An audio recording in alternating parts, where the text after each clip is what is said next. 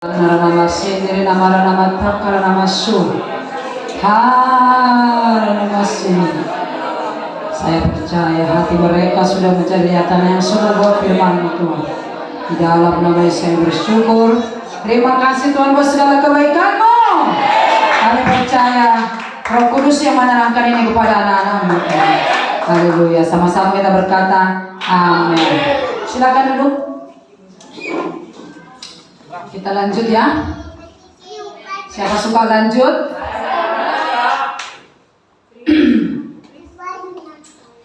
Hari Minggu yang lalu kita pelajarannya udah sampai nomor 5 ya. Nomor 5, nomor 1 roti. Roti kecil. Ada Bunda juga buat itu di status Bunda ya. Gimana lah menolong anak-anak Bunda ini kan. Kalau roti besar, benih jadi kecil. Lihat kan, doanya juga kecil. Nomor 2, nomor 4, nomor 5. Ada juga nomor 5-nya.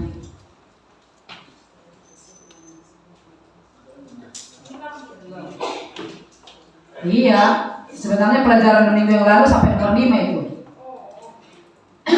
Amin? Sekarang kita masuk nomor 6.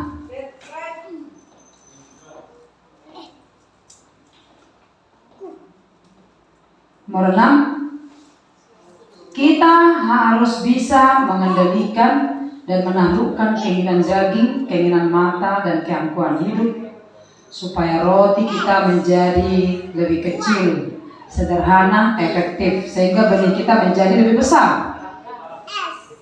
Amin. Agak mirip nomor sebelumnya ya.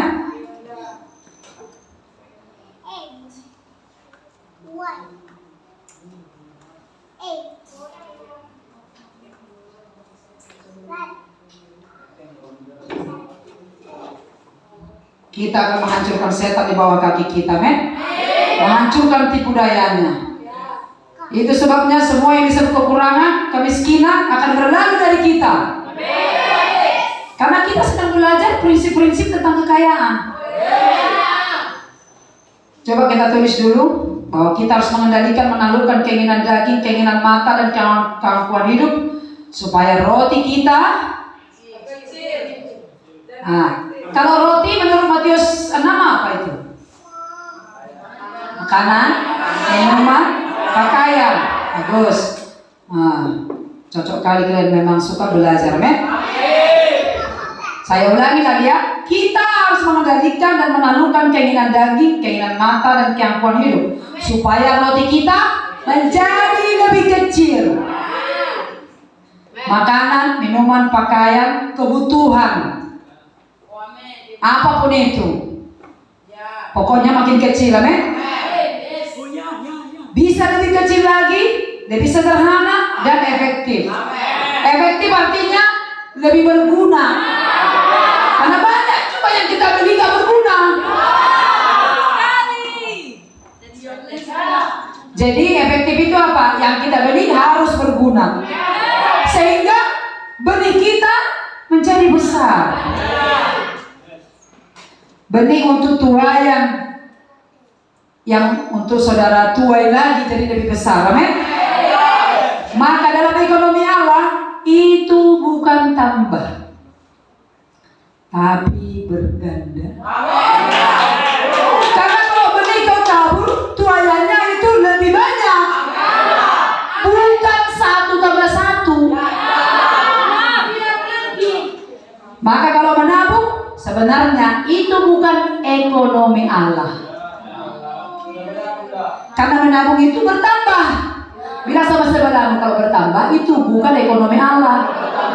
Kalau berganda, itu ekonomi Allah. Ayo, kita buat dulu pengertian baru ya.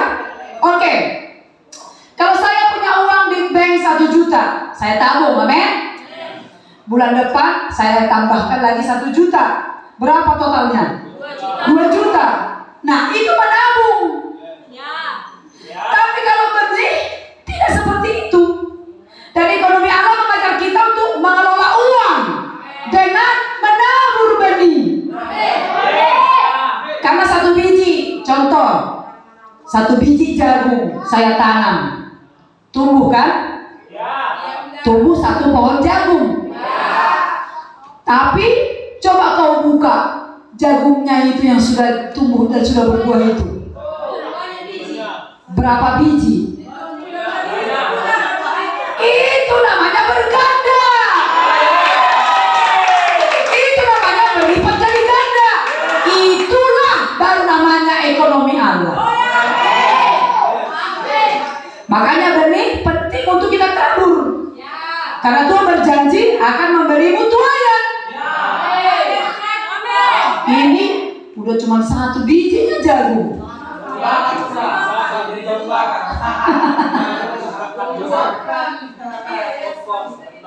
Saya ulangi. Maka benih penting untuk kita tabur. Karena Tuhan berjanji, aku akan memberimu tuayan. Dan tuayan itu tidak sekarang. Tuayan itu di masa depan. Makanya saya sebutkan pada kita, apa yang kita hidupi sekarang sebenarnya apa yang kita tabur di masa lalu. Paham? Dan masa depan ditentukan apa yang kau tabur sekarang. Jadi apa yang kau alami sekarang itu hasil taburanmu dulu. Jadi yang mengubah masa depanmu pilihanmu sekarang. Kau mau menabur benih atau tidak? Tapi kalau benih tidak ada, bagaimana tuayan ada? Tidak ada itu. Dengarkan, ide kaya itu bukan dari dunia. Itu dari Allah. Makanya orang yang mengenal Allahnya tahu rahasia ini. Dan itu yang akan kita bahas. Amin. Jadi ekonomi Allah itu berganda, bukan bertambah. Makanya Tuhan selalu berbicara uang. Uangnya itu, uangmu itu harus seperti benih, supaya bisa kau tabur. Dan kalau kau tabur, kau akan menuai di masa depan. Jadi penting bagi kita supaya roti kita itu kecil, maka benih kita menjadi banyak. Contoh begini, saya menerima penghasilan 1 bulan misalnya 10 juta. Di masa lalu saya kelola 10 juta ini 1/10 sekian, tinggal sekian untuk makan, minum, kebutuhan. Habislah 5 juta. Fokus lalu. Nah, sekarang tidak boleh lagi mengelolanya seperti masa lalu. Kita harus mengelola yang 10 juta tadi dengan hikmat. Bagaimana roti itu jadi semakin kecil. Sehingga tadi 10 juta kan?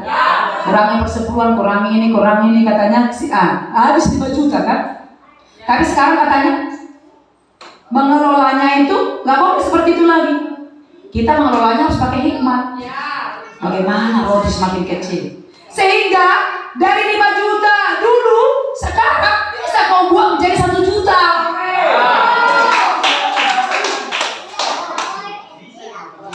Maka sisalah 4 juta.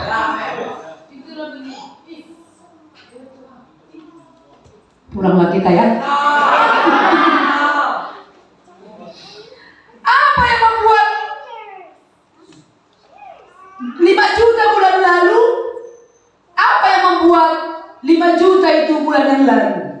Karena itu keinginanmu. Keinginan daging, keinginan mata yang tidak bisa kau kontrol. Kau lihat tetanggamu punya motor baru, kau pengen motor baru. Kau lihat tetangga pakai baju baru dari Italia, kau pengen baju baru dari Paris. Dengarkan, itu keangkuhan.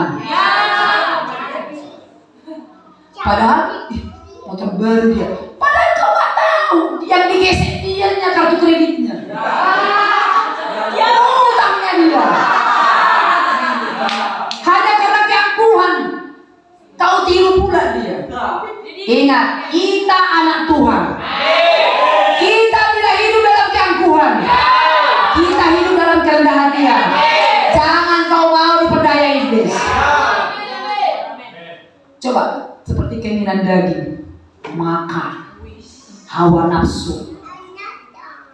Udah makan bakso, makan lagi mie ayam. Lewat pecat, makan lagi. Seperti diceritakan Papa kemarin, bisa dia 1 minggu, 2 kali seminggu dia pergi ke restoran. Dikumpul-kumpul 1 bulan bisa jutaan. Tapi setelah disimpan, jutaan rupanya ya. Dan kalau kita bisa di-cut itu dan mulai kita berorientasi pada tujuan, maka benihmu akan makin banyak. Jadi gini maksudnya, ini aku beli untuk apa? Aku makan ke sana untuk apa? Kan aku udah makan. Siapa bilang kau tidak bisa kaya? Sekolah hanya mengajar kita kerja untuk mencari uang. Tak pernah kita diajari mengelola uang. Makanya sekolahnya tinggi pun dia problem masalah uang. Walaupun dia jurusan matematika. Problem dia matematika, problem dia keuangan. Amin. Kita harus luar biasa di sini. Harus kita hajar setan dalam nama Yesus. Kita dulu. Ya, rakus.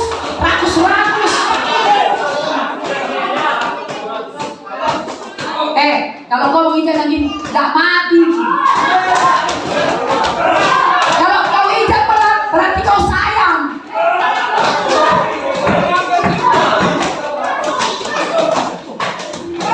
Saya menanya, siapa sudah sungguh-sungguh menginjaknya? Ya, injak putar.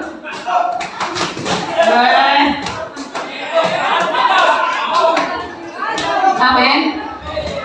Ayo katakan, kaya itu ide Tuhan.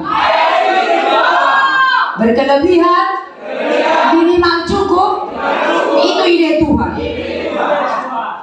Amin. Silakan dulu.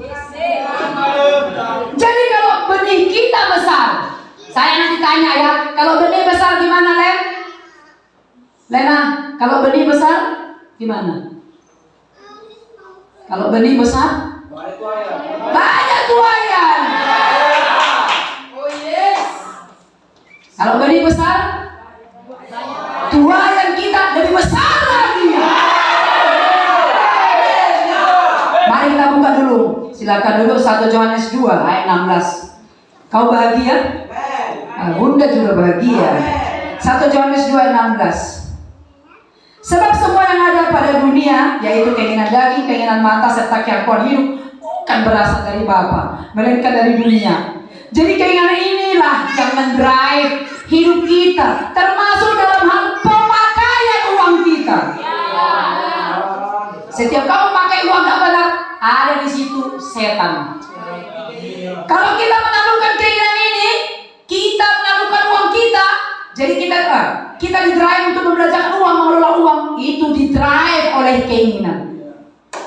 Ayo katakan, keinginan daging, keinginan mata, keangkuhan hidup. Yakobus 1 ayat 13. Apabila seseorang dicobai, janganlah dia berkata pencobaan itu dari Allah. Sebab Allah tidak dapat dicobai oleh yang jahat, dan dia sendiri tidak mencobai siapapun. Dia mengujimu, bukan mencobai. Kalau dia mengujimu, itu hanya untuk menunjukkan apa yang ada di hatimu. Tapi kalau mencobai, itu supaya kau jatuh. Itu beda, men. Ya beda lah. Ujilah aku Tuhan, cobalah aku Tuhan, selidiki hatiku dan batinku, apakah masih tertuju padamu. ya kan? Jadi ujilah itu artinya apa? Di Tuhan pengen mengetahui isi hatimu. Apakah masih dia nomor satu di hatimu? Dia uji kita seperti dia menguji Abraham. Dan ketika Abraham menang atas ujian itu, dia berfirman, aku tahu sekarang bahwa engkau takut akan Allah. Dan karena Allah tahu sekarang apa isi hati Abraham setelah dia mengujinya. Tapi kalau setan ingin kali dia mencobai kita untuk jatuh. Allah tidak akan pernah mencobai siapapun, apalagi anak-anaknya seperti kita di sini. Amin. Kalau kau diuji, hanya ingin mengetahui hatimu, masih sama dia atau sama dunia. Ayat 14. Tetapi tiap-tiap orang dicobai oleh keinginannya sendiri, karena dia diseret dan dipikat olehnya. Dipikat oleh siapa? Keinginan daging. Kita dicobai oleh keinginan daging, dicobai oleh keinginan mata, dicobai oleh gangguan hidup. Lihat kursi cantik, langsung pengen beli. Lihat sepatu cantik, langsung pengen beli. Langsung, padahal nggak tahu lagi mau ditaruh di mana. Kakinya pakai cuma satu.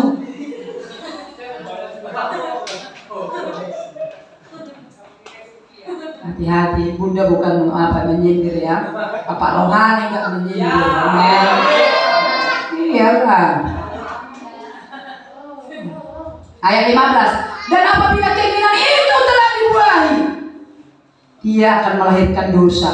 Dan apabila dosa itu sudah matang, dia melahirkan maut. Jadi kita dicobai oleh keinginan kita. Dan tahu kalian keinginan sekarang ada di mana? Di tubuhmu. Bukan di luar, tapi di dalammu dia. Udahlah, belilah. Makanlah. Dicobai kita kan. Terus waktu kita turuti, berarti kita telah jadi dosa. Dan setelah jadi kebiasaan, maut.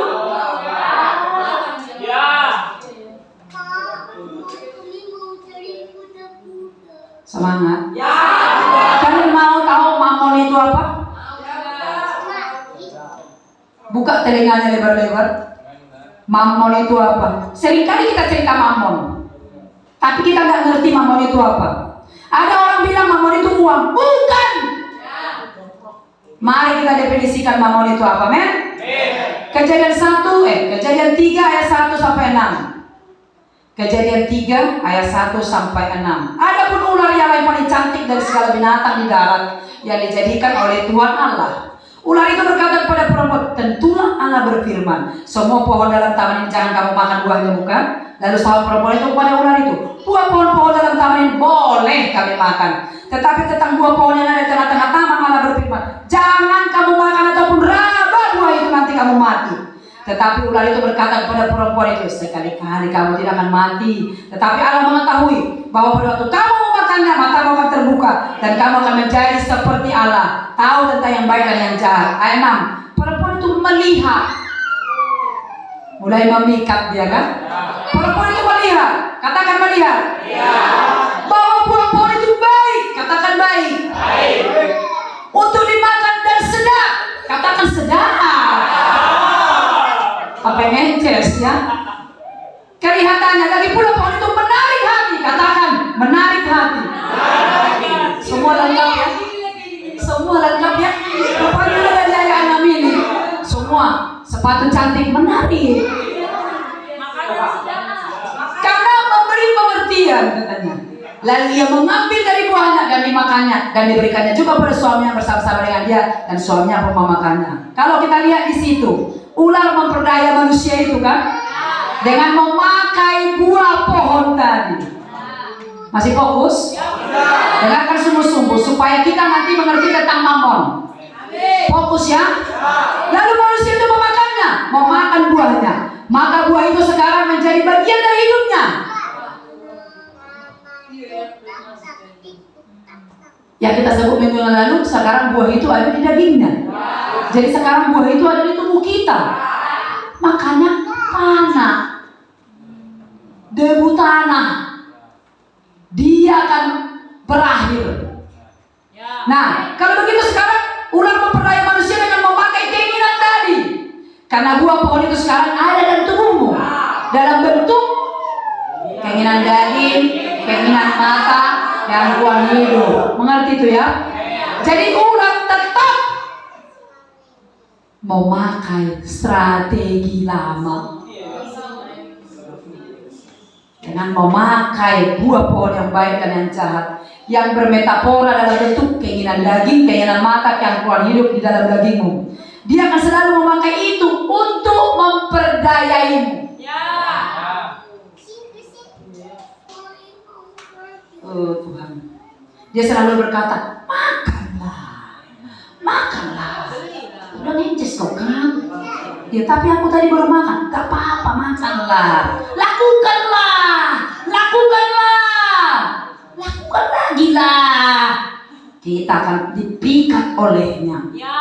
Karena Hawa pun dipikat oleh buah itu. Menarik hati, sedap kelihatan, baik kelihatan. Kita dipikat, kita diseret. Karena buah itu sekarang ada di dagingmu. Oh Tuhan. Pohon yang baik dan jahat dipakai setan memperdaya manusia. Pohon yang baik dan yang jahat sekarang ada di dalam tubuhmu. Dalam bentuk keinginan daging, keinginan mata, gangguan hidup. Tulis di bawah. Nanti kita buat definisi mamonnya. Setan tetap memakai keinginan daging, keinginan mata, gangguan hidup ini untuk memperdaya kita. Karena ini sebenarnya adalah gambaran dari buah pohon yang baik dan jahat. Mengerti itu ya? Bagaimana caranya? Tulis bagaimana caranya. Tulis lagi. Caranya gimana? Setan memperdaya. Setan berkata begini, hanya uang yang bisa kau pakai memenuhi semua itu. Tanpa uang kau tidak bisa berbuat apa-apa. Saya ulangi. Setan berkata begini di pikiran kita, hanya uang yang bisa kau pakai untuk memenuhinya, keinginan-keinginan tadi. Tanpa uang kau tidak bisa berbuat apa-apa. Dengarkan, waktu Bunda bicara ini, kau cek hatimu ya. Aku kena ini. Kalau kena, hati-hati, karena kita buat definisi mamon. Mari kita lihat realitanya. Sekilas betul kan? Apa yang kita lakukan sekarang yang tidak memerlukan uang? Nggak ada kan? Makanya kita tidak betul-betul akurat mendefinisikan mamon itu apa. Selama dia bersembunyi, kita tidak bisa menaklukkannya. Apa yang perlu kita lihat? Dengarkan saya, bahwa iblis akan berkata di pikiranmu seperti ini. Kenapa di pikiranmu dia? Ingat, iblis memakai pikiran Simon Petrus untuk menghalangi Yesus ke kayu salib kan? Kita juga sama. Dia akan berkata seperti ini kepada, hanya uang yang bisa memenuhi itu semua. Tanpa uang tidak bisa. Akhirnya apa? Uang segalanya. Tapi mari kita lihat apakah itu betul. Karena realita hidup kita memang seperti itu. Coba apa yang tidak pakai uang, ke toilet aja pakai uang. Kita nggak bisa datang ke gereja karena tidak ada ongkos. Makanya Yesus memberikan dirinya dengan mamon. Uang adalah segalanya atau Yesus segalanya. Coba kalau cerita uang, pergi ke restoran, kita bisa makan. Yesus kita bawa ke restoran, kita diusir. Tanpa kita sadari, uang lebih hebat dari Yesus. Makanya kita tidak bisa kaya. Saya mau menempatkan itu sekarang. Jangan takut, amin. Ini hanya membuat kita agar mendapatkan pewahyuan. Coba lihat Pengkhotbah 10 ayat 19. Pengkhotbah 10 ayat 19. Kuat suaranya. Untuk tertawa orang menghidangkan makanan Lihatlah. Pengkhotbah aja bilang begitu. Karena kita tidak bisa membawa Yesus beli anggur kan? Kita pergi ke restoran Padang, rendang 1, ayam goreng 1. Mana struknya? Tanya. Lalu mana bayar? Ini Yesus. Bahaya kan? Apalagi kalau dia Muslim, bisa bahaya. Lalu kita mulai berpikir, uang lebih powerful ya daripada Yesus. Ini penting ya, agar kau ngerti nanti mamon itu apa definisinya. Saya tidak bilang kita berarti mencari uang. Saya tidak mengatakan kau berarti memakai uang. Tapi kita harus mendapati uang itu harus netral. Uang itu netral sebenarnya. Dia hanya kertas doang. Ayo 1, 2, 3 ya.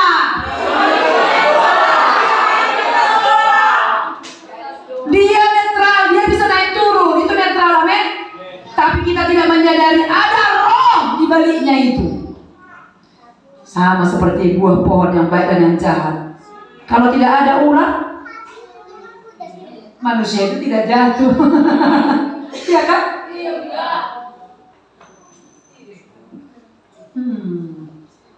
Uang memungkinkan semuanya. Kita tidak bisa membawa Yesus naik angkot. Iya kan? Kita naik angkot. Mau kemana? Mau ke gereja katanya. Ke Bintara katanya. Hebat di sana gerejanya. Saya harus datang. Tapi ongkosnya nggak ada, Om. Pas dia keluar dari angkot, mana ongkosnya? Yesus, Om. Yesus. Ongkosnya apa? Ya Yesus, Om, katanya. Jangan main-main, Pak. Ini baru keluar ini. Baru naik pertama katanya. Supirnya ini pakai topi koboi. Mengaku diri rupanya masalah sap.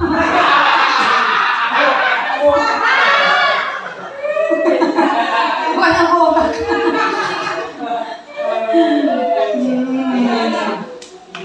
Apakah kita bisa bayar ongkos pakai Yesus? Kita makin sadar.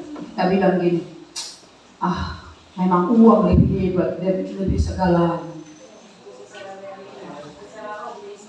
Kita tes dulu. Mari kita tes.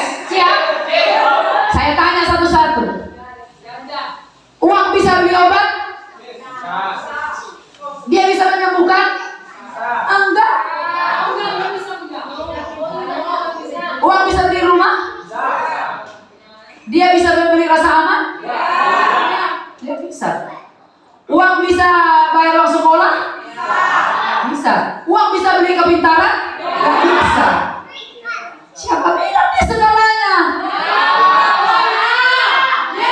Kita punya uang menyekolahkan anak kita tinggi-tinggi sekolah internasional. Emangnya, coba, kau bisa beli kepintaran? Tidak bisa. Kau bisa beli IQ? Tidak bisa. Nah, saya tanya lagi Serena, kau bisa beli pesawat terbang? Bisa. Tapi apakah kau bisa membeli keberanian naik pesawat?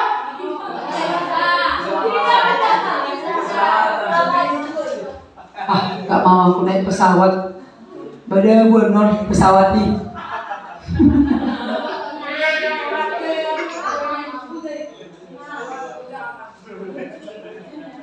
Uang bisa beli makanan?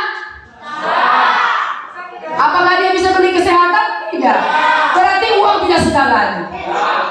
Makanya, bilang dulu, makanya pakailah uang di porsinya. Bilang sama sebelahmu.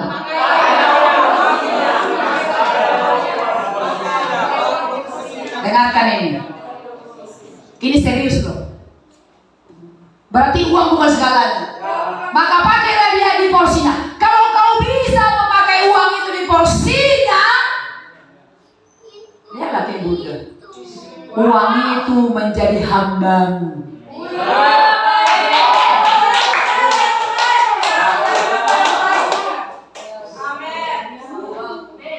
Kalau kita pakai uang itu untuk keinginan kita, dia jadi tuanmu.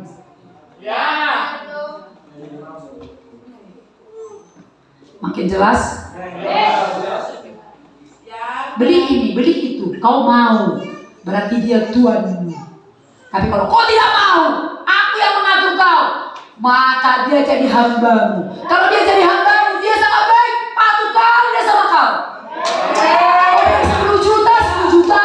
Kau bilang 100 juta, 100 juta ya.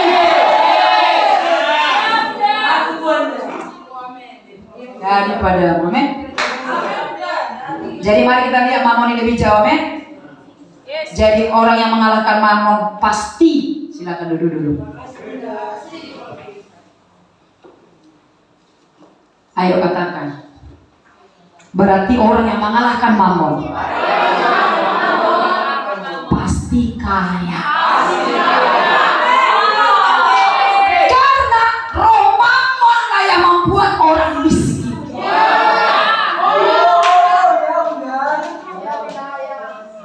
Oke, kita lanjut.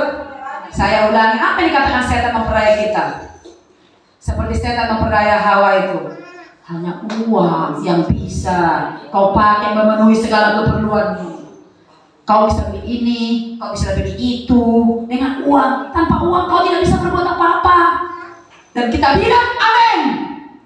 Maka dia telah menjadi tuan bagimu. Itulah Mamon.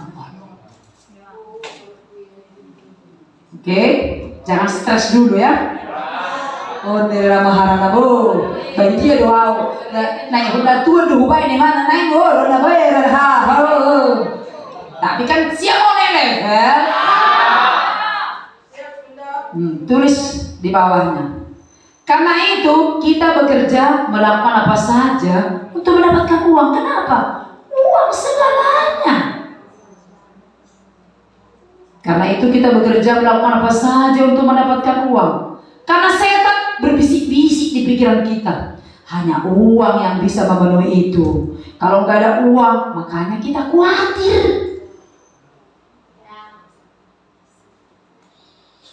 Itu tipu daya setan sebenarnya. Makanya hari ini kita tahu kebenarannya nanti. Tipu daya setan itu kita hancurkan. Amin. Jadi tahu nggak kalian? Setan itu memakai uang memperdaya kita. Karena itu kita bekerja melakukan apa saja untuk mendapatkan uang. Jadi tahu kau, semangat kali dia cari uang mau carinya agar banyak uangnya. Rupanya karena banyak kali keinginannya. Harus kerja keras aku. Biar beli ini.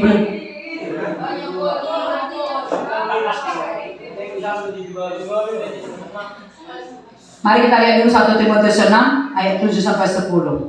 1 Timotius 6 ayat 7 sampai 10. Sebab kita tidak membawa sesuatu apa dalam dunia. Setuju itu ya? Semua orang yang lahir semua orang yang lahir nggak bawa emas kan? Begitu lahir ada emas di lehernya. Begitu lahir ada cincin berlian di kakinya, di tangannya. Udahlah, semua orang lain nggak bawa apa-apa. Pulang ke rumah bapak nggak bawa apa-apa juga. Di sini clear ini ya, karena semua yang ada padamu itu dipercayakan. Oh ya, itulah bukti kau nggak bawa apa-apa. Bajumu ini dipercayakan. Garam kuda ini dipercayakan. Sebab kita tidak membawa sesuatu apapun ke dunia, dan kita pun tidak membawa apa-apa nanti keluar. Masalah ada makanan dan pakaian cukuplah.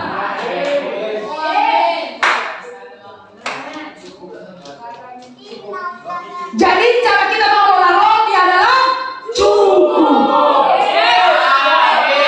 Ingat yang kemarin kan? Ayat 9. Tetapi mereka yang ingin kaya, yang terpedaya seperti yang saya sebut tadi, bahwa uang bagi dia segalanya. Gak ada uang, aku gak bisa berbuat apapun. Terpedaya dia. Tapi mereka yang ingin kaya terjatuh ke dalam percobaan, ke dalam jerat, dan ke dalam berbagai nafsu yang hampa dan yang mencelakakan, yang menenggelamkan manusia ke dalam keruntuhan dan kebinasaan. Mengerikan sebenarnya ini.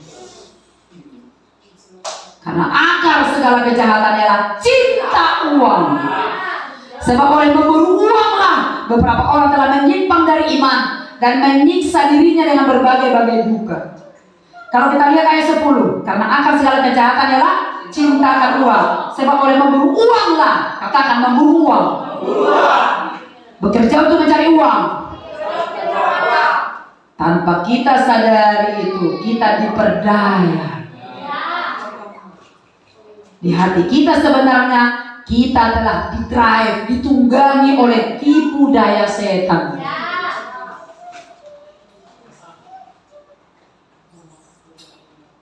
Sampai gak punya keinginan lagi nantinya.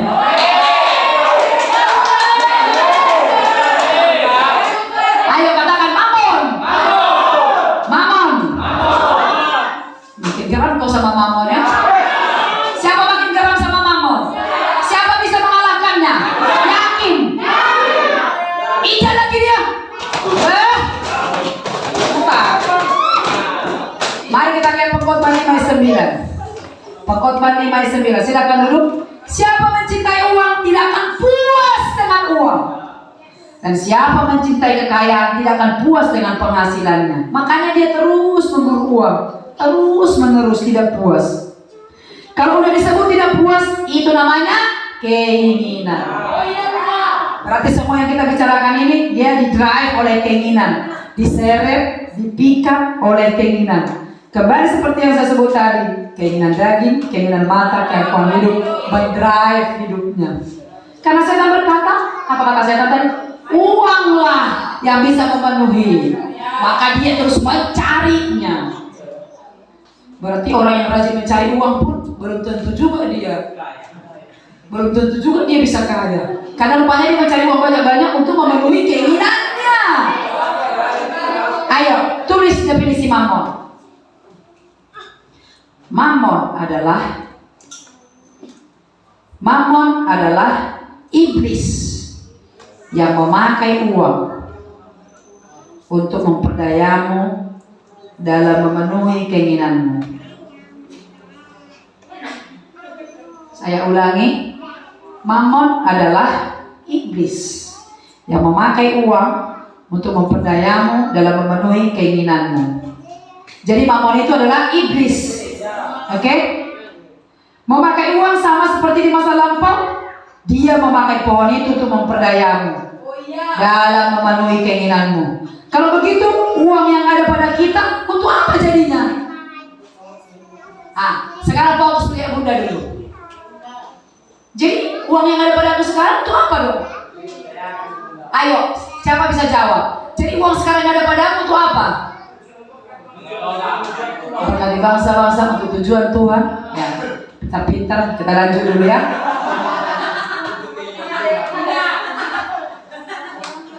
Kalau begitu uang ada pada kita untuk apa jadinya?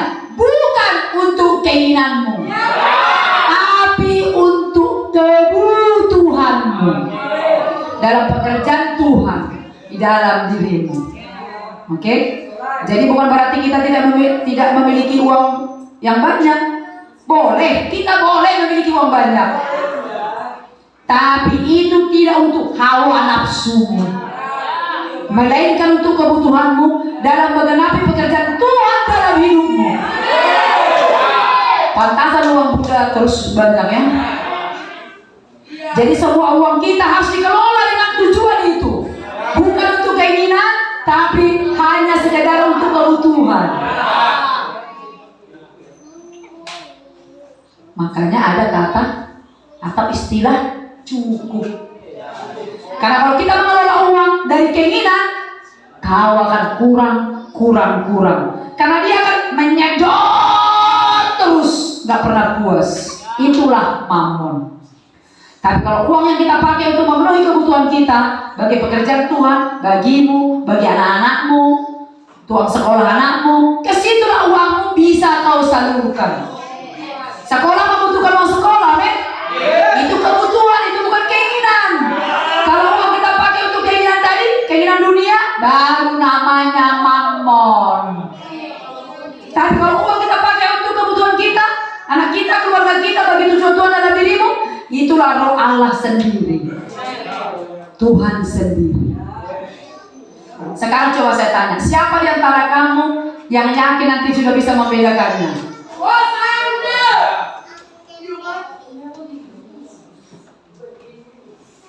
Sudah yakin? Silakan dulu. Saya buat contoh. Cantik kali baju kawan itu, aku pun mau beli seperti itu. Apa itu? Mamon. Atau bilang ini, bajuku semua udah kayak setrikaan, gak mungkin aku nanti ngangkat tangan nampak udah bekas kosokan.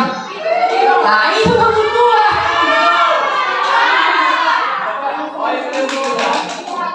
Amin. Janganlah pula celana panjangnya cuma satu.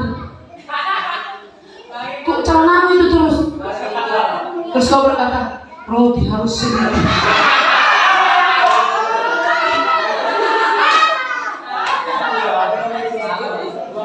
Permuliakan juga lah Tuhan. Gak apa-apa lah ganteng dan cantik. Amin.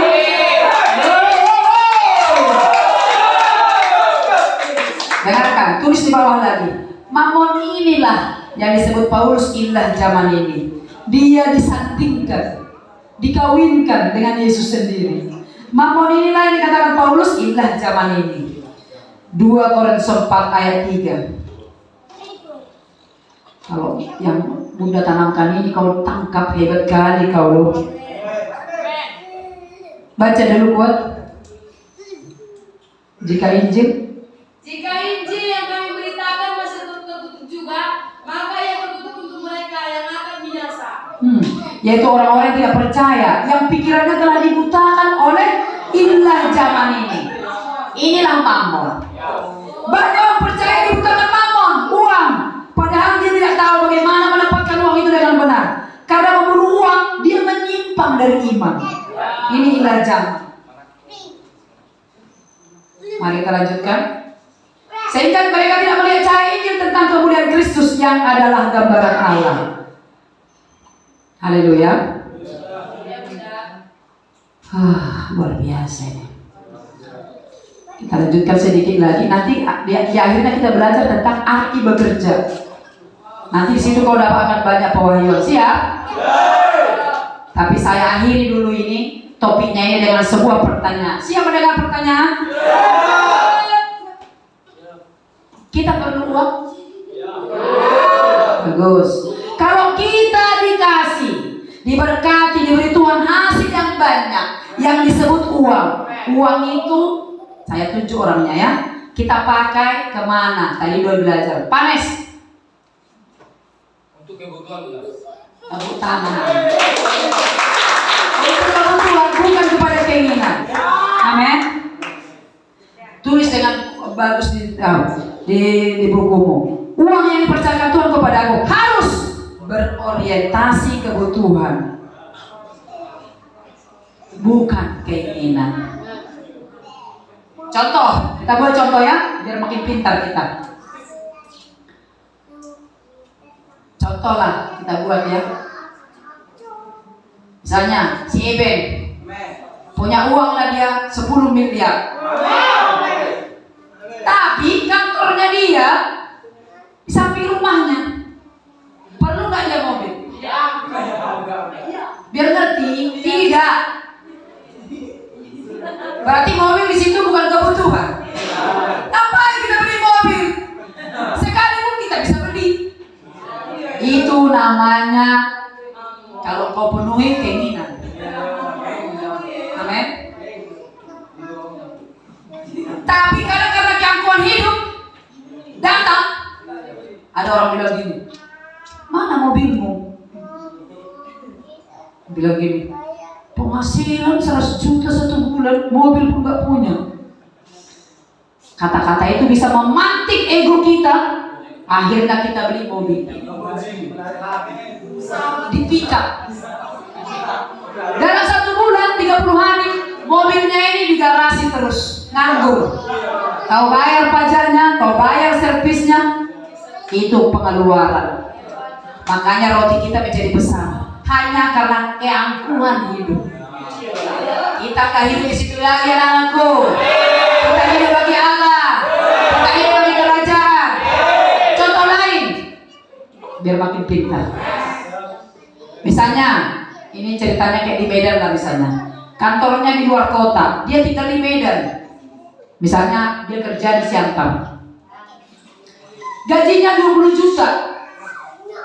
Lalu supaya cepat ke Siantar, tak mungkin dia naik Intra. Siapa yang tahu Intra?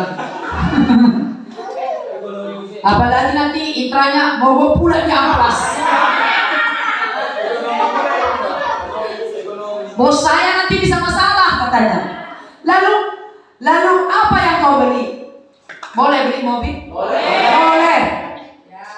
Berarti mobil butuh? Yes. Mobil apa? Jangan angkot, nanti bawa juga di amplas. Seperti itu nanti mogoknya. Belilah sesuai kebutuhan, jangan karena keinginan. Begitulah kita meraih kebutuhan.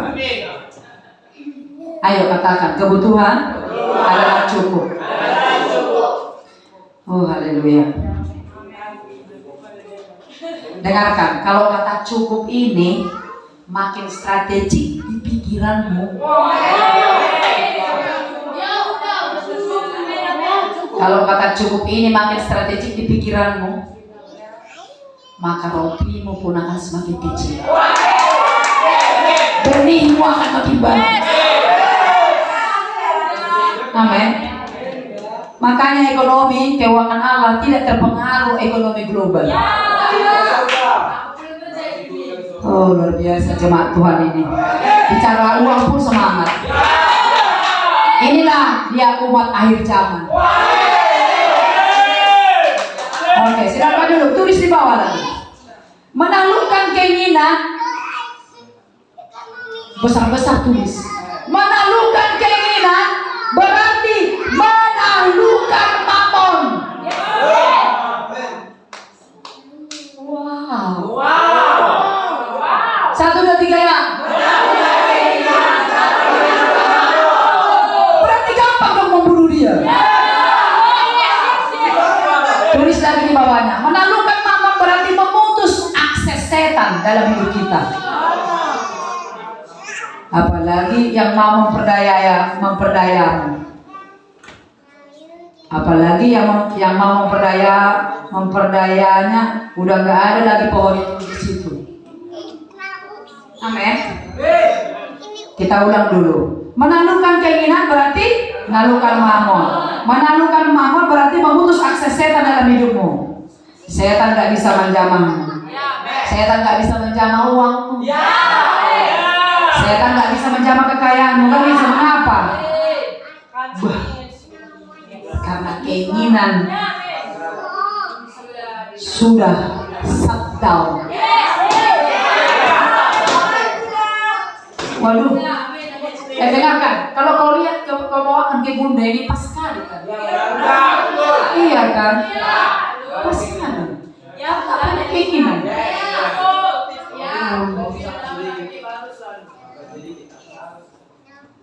Saya mau mendoakan kalian sebentar. Bapa, aku berdoa beri hikmat bagi umatmu untuk mengelola kekayaan yang kau beri. Kami tidak mau diperdaya mamon, karena mamon selalu memperdaya kami untuk memuaskan hawa nafsu kami. Kami sudah mati terhadap keinginan daging, keinginan mata keangkuhan hidup.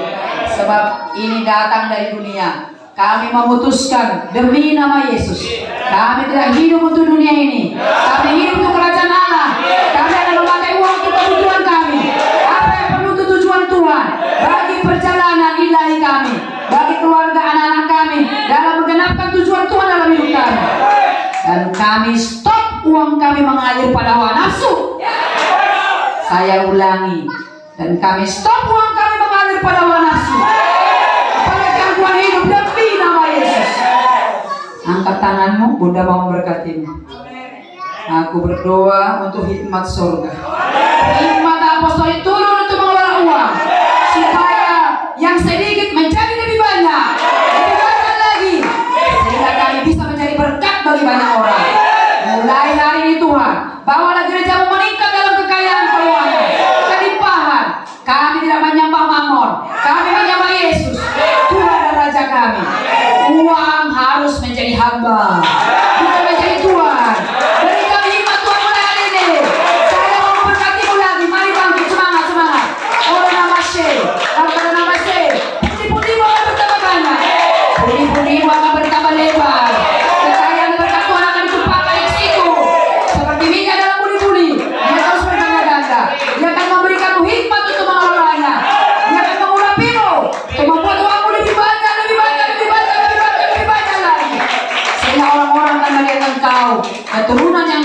oleh Tuhan. Tidak ada kekurangan dalam dirimu. Tidak ada kekurangan dalam hidupmu. Tidak ada kekurangan dalam keluargamu, anak-anakmu. Tetapi yang ada adalah kelimpahan. Sebab Dia yang berfirman, Aku datang untuk memberi hidup dan hidup yang berkelimpahan. Dia mau hidup dalam kecukupan, dalam kelimpahan. Dari Dia rotimu, dari Dia benihmu, demi nama Yesus. Dengan otoritas ilahi yang diberikan Allah kepada Bunda, sekarang aku memutuskan roh Mamon dari dalam dirimu. Aku memutuskan roh Mamon dari dalam dirimu. Aku memutuskan roh Mamon dalam dirimu. Jika kau percaya bahwa ayah Bunda diutus Tuhan bagimu untuk memiliki otoritas ini, untuk memutus roh Mamon dalam hidupmu, keluargamu, bisnismu, berdoa dalam roh.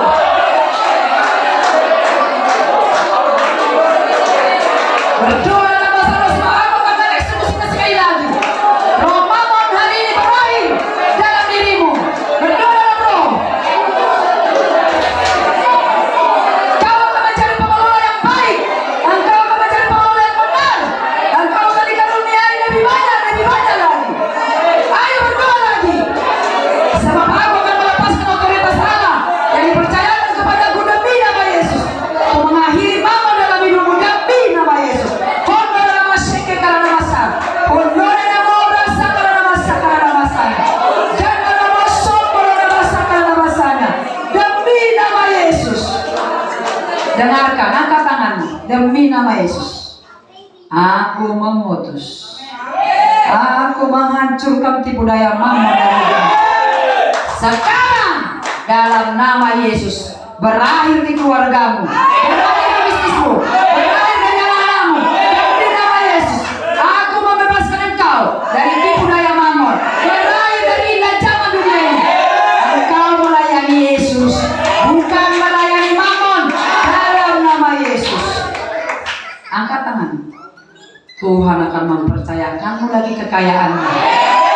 Tuhan akan mempercayakanmu lagi harta yang banyak. Dengarkan perkataan hamba-Nya. Tuhan akan mempercayakanmu lagi demi nama Yesus. Saya mengucapkan sekali lagi, Tuhan akan mempercayakanmu hartanya, kekayaannya padamu.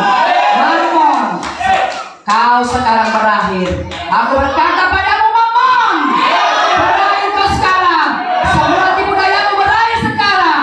Ini umat Tuhan. Kau tidak boleh lagi memperdaya umat Tuhan ini. Dengarkan itu, Mamon. Demi nama Yesus, aku mengusirmu. Demi nama Yesus. Dalam nama Yesus. Berdoa lagi anakku dalam bahasa roh. Murah nama syeke karena nama syarah. Syeke karena nama syak karena nama sak karena nama syarah. Demi nama Yesus. Demi nama Yesus. Demi nama Yesus. Oh, dalam nama syeke dalam nama sana. Oh, dalam nama Yesus.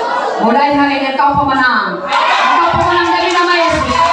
Engkau pemenang dari Mamon. Engkau keturunan diberkati. Terimalah kekayaanmu. Terima hartamu yang percaya Tuhan kepadamu. Dalam nama Yesus. Sama-sama kita berkata, Amin. Haleluya. Wow. Buka matanya. Bebas. Bebas. Udah makan lagi lah. Belilah. Makanlah. Bebas. Bebas. Kalau ada godaan, walaupun orang dapat yang cantik, biar aja sama dia itu. Gak tertarik lagi. Anakku, tahu kalian? Dari saudara-saudaramu di sini pun nanti bisa kau lihat masih ada Mamon sama dia. Tapi hari ini sudah bebas semua. Amin. Oke, silakan dulu. Kalau kau dikasih miliaran sekarang, kau udah siap? Kalau kau dikasih miliaran sekarang, siap? Rupanya siap, ya? Karena saya yakin pada saat itu datang padamu, kau akan meresponnya dengan mental yang benar. Ketika Tuhan kasih kita 10 miliar, gaya hidupmu tidak berubah. Apakah gaya hidup ayah bunda berubah? Tidak. Sama aja. Lihatlah orang yang pengen gaya hidupnya berubah, mamon itu. Makin jelas sekarang ya. Mamon selama ini ya. Bertobat. Jangan karena sudah dikasih 10 miliar lalu hanya bilang halo aja. Halo. Langsung tunjuk-tunjukkannya berlian. Halo. Seperti yang di TV itu. Benar. Halo, tunjuk mukanya sepatunya beling-beling.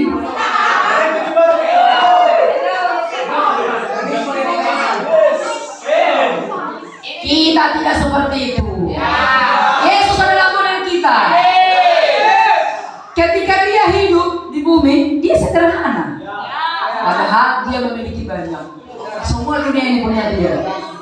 Dan kalau Tuhan percayakan lebih, ingat, harus berorientasi kebutuhan dan pada pekerjaan Tuhan. Maka kau akan dipercaya lebih banyak. Amin. Silakan dulu. Siapa sudah tahu caranya sekarang? Siapa sudah tahu? Biasa. Selama kita taklukkan mamon, Kita bisa kaya. kelimpahan akan datang. Saya yakin itu. Memang benar-benar ini dari Tuhan.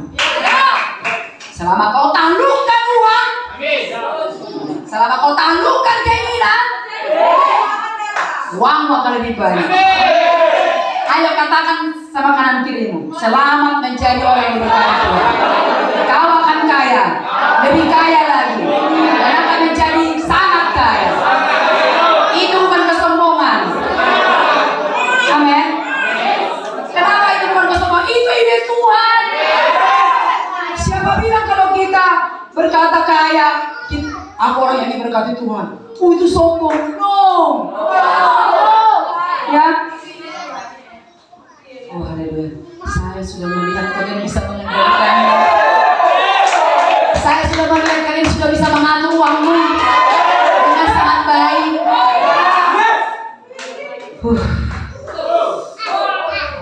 Nanti berikutnya kalau kalian datang, rata-rata kantongnya tebal-tebal. Tapi isinya bukan kertas, tapi uang. Amin. Karena mentalmu sudah bisa mengatur keuangan, kau sudah bisa mengelolanya, bahkan kau sangat mudah mengelolanya. Silakan duduk. Saya akan mau naikkan levelmu lagi. Masih bisa setengah jam lagi? Bikin judulnya tentang bekerja. Mungkin agak sedikit risih di hatimu waktu saya berkata kita bekerja bukan untuk uang. Kita mengaplikasikannya kayak mana ini ya? Ayo biar saya jelaskan. Karena kau bekerja pasti menghasilkan. Tapi mindsetnya harus bukan untuk uang. Kenapa? Karena uang ditambahkan. Paham ya? Ayo katakan, rahasia bekerja menghasilkan uang banyak justru bukan memfokuskan pada uang, tapi memfokuskan kemana? Ke pekerjaannya.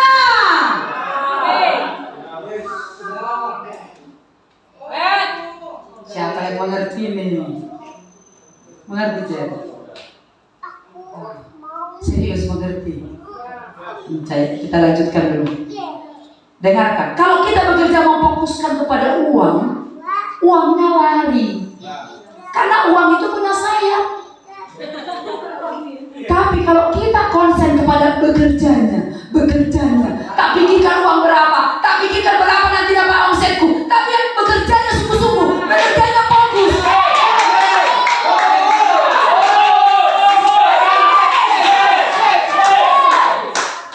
uang akan datang.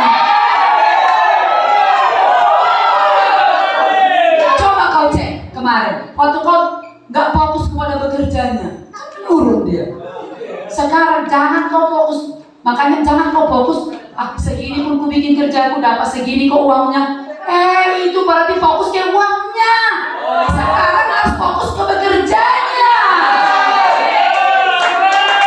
Siap? Silakan dulu. Mari kita lihat dulu. Saya hanya mau mengawali dengan pertanyaan seperti ini. Pertanyaan Firaun kepada Yakub. Apa pertanyaannya? Apa pekerjaanmu? Kejadian 47 ayat 3. Karena kalau kita bicara tentang marketplace, bosmu tidak akan bertanya kepadamu, kau gereja di mana? Betul kan? Kau di marketplace dan tanya, kau gereja di mana? Enggak lah. Kalau kita diperkenalkan kepada temannya teman kita, pasti temannya teman kita berkata, gereja di mana kau? Pasti dia tanya, kau gereja di mana? Itu masalahnya, karena kita berpikir bahwa untuk menjadi orang Kristen hanya di gereja. Bukan. Kita harus jadi berkat di luar, menjadi terang di luar. Dan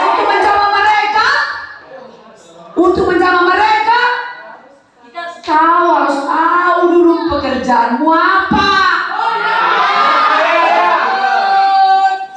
Wow. Contoh, si A ini anggota DPR. Sembarangankah orang masuk ke rumahnya? Tapi lewat domainmu kau bisa masuk. Lewat pekerjaanmu kau bisa masuk. Contoh misalnya kayak si Catherine ini, dia guru les. Taruhlah misalnya lesnya itu misalnya anak les itu misalnya anak DPR. Berarti si Catherine ini bisa masuk ke rumahnya. Iya kan? Karena domain. Tapi kalau dia bukan guru les, masuk pula dia ke rumah DPR, langsung satpam menangkapnya. Paham ini? Jadi jelas apa pekerjaannya. Kejadian 47 ayat 3. Firaun bertanya kepada saudara-saudara Yusuf, apa pekerjaanmu? Jawab mereka kepada Firaun, hamba-hamba ini gembala domba, baik kami maupun nenek moyang kami. Nah, mereka tahu cara menjawabnya. Jadi kalau sekarang ini kau ditanya, apa pekerjaanmu? Kau harus tahu menjawabnya. Mungkin sepele pertanyaan ini, tapi kau harus tahu menjawabnya. Mari kita tes dulu.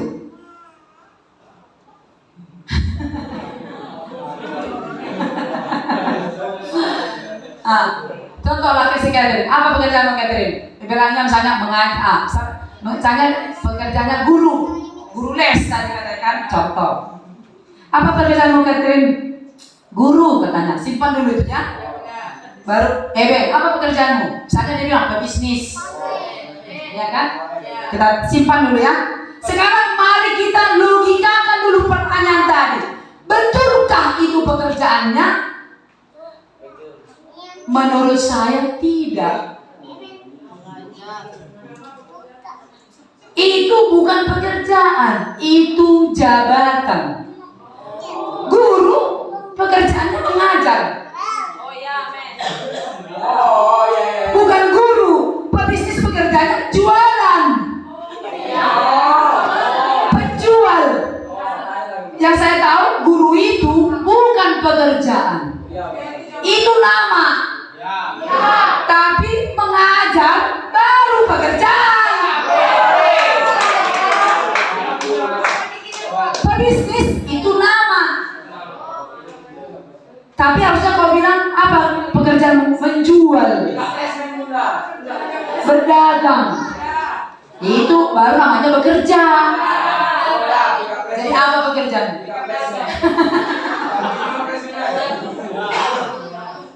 Misalnya kan dibilang pekerjaannya asuransi, agen asuransi, itu bukan pekerjaan. Pekerjaan dia berarti menjual produk kan? Jasa, iya kan? Karena kalau kita tidak tahu pekerjaan kita, maka Karena kita nggak pernah jadi skill.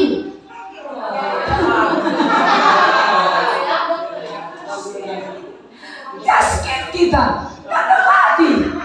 Coba kau cek sekarang. Aku mau tanya dulu deh, pekerjaanmu apa? Kenapa nggak skill? Karena kalau dia bukan guru, tidak mengajar, bukan bekerja, itu salah. Karena di asumsi kita bekerja itu guru, bukan mengajar. Makanya pada saat dia tidak jadi guru lagi, dia tidak mengajar. Kenapa ibu nggak mengajar lagi? Aku udah pensiun. Salah kan? Harusnya dia mengajar terus. Haleluya. Nah, setelah pensiun dia berarti dia mengajar. Dengarkan, bekerja itu nggak ada kaitannya dengan jabatanmu, nggak ada kaitannya sekolahmu. Paham ini? Karena kita sering salah menafsirkan. Apa pekerjaanmu? Guru? Bukan, pekerjaan itu mengajar. Jadi walaupun saya tidak guru, kata papa yang di Medan, dia memang guru kan? Saya tetap bisa mengajar. Karena pekerjaan saya mengajar, bukan guru. Contoh berbisnis tadi, agen asuransi. Sebenarnya pekerjaannya menjual produk kan? Jadi kalau dia berhenti jadi agen, berhenti bekerja dong. Harusnya tidak. Kenapa aja dia jualan? Tetap dia jualan produk. Bolang sama saya, paham gak sih? Yang paham 7 tangan. Si Chris gak paham. Nanti tanya sama teman-temannya. Ketika kemampuan itu tidak bergantung dengan status atau nama, kita tetap bisa berkembang. Karena kita tidak dikungkung dengan jabatan itu. Makanya mari kita redefinisi arti bekerja. Siap? Coba sebentar. Melayani, bekerja atau jabatan? Melayani. Bekerja. Bagus, pintar. Kau tidak perlu memasuki sebuah jabatan agar bisa melayani. Di mana kau melayani? Di situ uangnya ada. Kalau dunia mengajar, nah kita nggak gitu. Kalau dunia mengajarnya lain, cari dulu pekerjaannya, baru kau dapat uangnya. Iya kan? Makanya cari kerja dia terus. Tapi kalau kita melayani lah. Makanya kalau kita tidak masuk ke perusahaan, nggak masuk instansi tertentu, kita berpikir tidak ada yang bisa kita kerjakan. Kayak saya dulu lah bodoh. Saya sebenarnya pernahnya dulu saya berpikir gini. Sandalnya dulu ada dulu 6 guru saya kerja di imigrasi. Kenapa dulu saya nggak mau jadi tukang sapu di situ? Ngerti nggak? Paham kan? Kenapa aku tidak mau jadi tukang sapu di situ? Pikiranku jabatan. Padahal kalau saya waktu itu mau jadi pelayan, di situ ada uang. Benar nggak?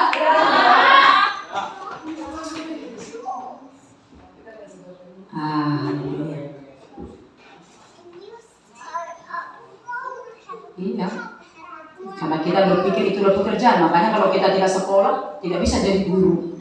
Kalau begitu sekarang pertanyaan Bunda, bisa nggak orang yang tidak sekolah jadi guru? Bisa. Karena mengajar.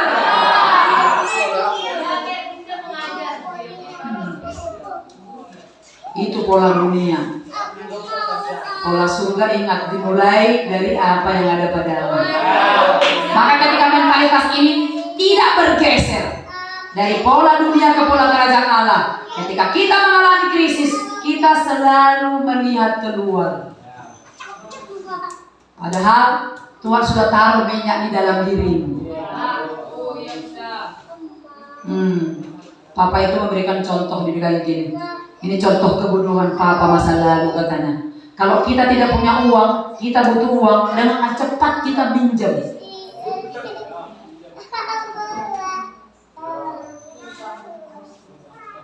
Padahal apa nasihat Elisa ketika janda itu tidak ada uang? Elisa tidak berkata pinjam kan? Tapi dia berkata apa yang ada padamu. Jadi solusi dari krisis tetap apa yang ada padamu. Begitu kita pinjam, kita terikat. Bunda, gereja ini kok cerita uang dibagikan di gereja tentang seperti ini. Harusnya di gereja itu puja penyembahan, khotbah. Ini kok lain ceritanya. Sukacita kalian kan? Iya, kami lari, lah benar. Ayo katakan bekerja. Tidak ada hubungannya dengan instansi, jabatan. Dimanapun aku bisa bekerja.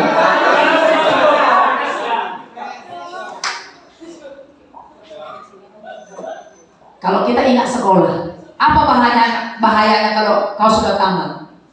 Dapat ijazah kan? Kita dikunci oleh ijazah untuk bekerja. Bagaimana kalau seandainya orang yang tepat bekerja di tempat yang tidak tepat? Dia tidak pernah maksimal. Dia dikunci dengan ijazah, maka kekayaannya tidak pernah overflow.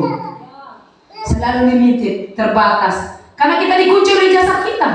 Padahal Tuhan menaruh anugerah dari surga tidak di ijazah, tapi di dalam dirimu. Siapa bilang kita tidak bisa maksimal? Siapa bilang kita harus bergantung pada orang lain untuk bekerja? Melayani itu adalah bekerja. Menolong itu adalah bekerja. Coba kalau kerja menolong. Lama-lama kau akan tahu menolong di area mana yang lebih spesifik.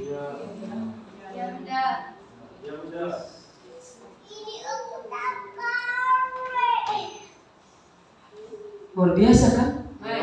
Jadi kita tahu. Lihat, SHG ini diciptakan terjadi karena menolong. Waktu kami menolong orang, ada uang.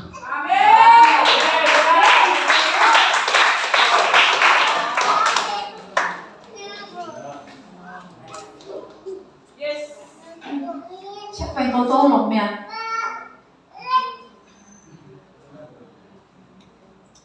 Mari buka matamu, iya ya, belum ada yang ku tolong.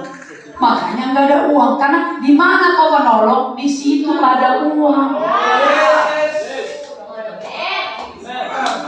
Ngerti nggak? Misalnya kau mau bawa Gio ke sini, kau tolong dia kan? Di situ ada uang.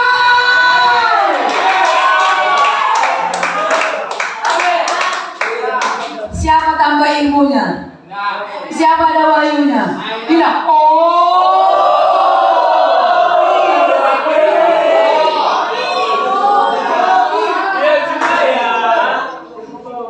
jadi jangan dikunci dengan bentuk.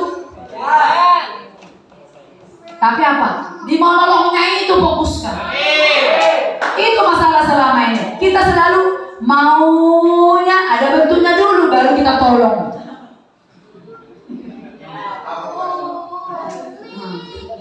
Bahaya itu.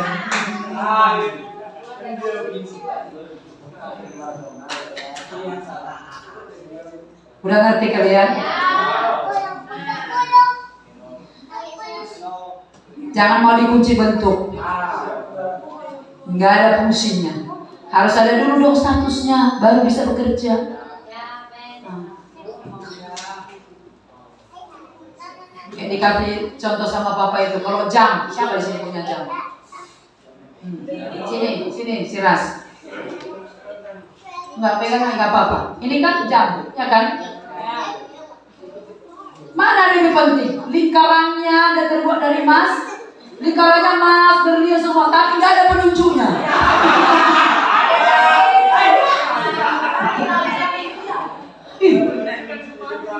Berlian. Tapi nggak ada penunjuknya. Nah, banyak kali kita kayak gitu. Kita pengen bentuknya.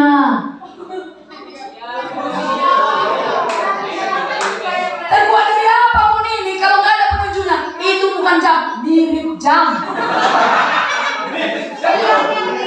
Udah mengerti? Jadi kita jangan mencari bentuknya, statusnya.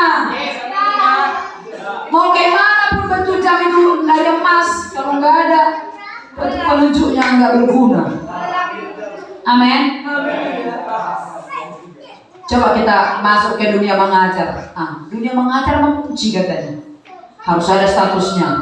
Semua yang disebut menolong. Dengarkan, menolong itu banyak kriterianya loh. Bisa ada di setiap domain. Tapi yang sesungguhnya yang disebut pekerjaan adalah menolong, melayani. Jadi kenapa kita harus dikunci status? Makanya kita harus temukan di mana kau melayani yang cocok untuk menghasilkan uang. Jadi di sini kau harus melayani. Kau melayani cocok, baru bisa menghasilkan uang. Dan makin overflow. Udah makin ngerti ya? Tulis. Ada 5 poin.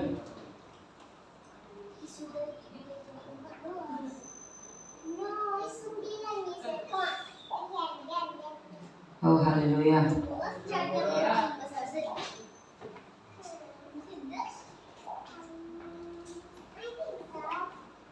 Ada 5 poin.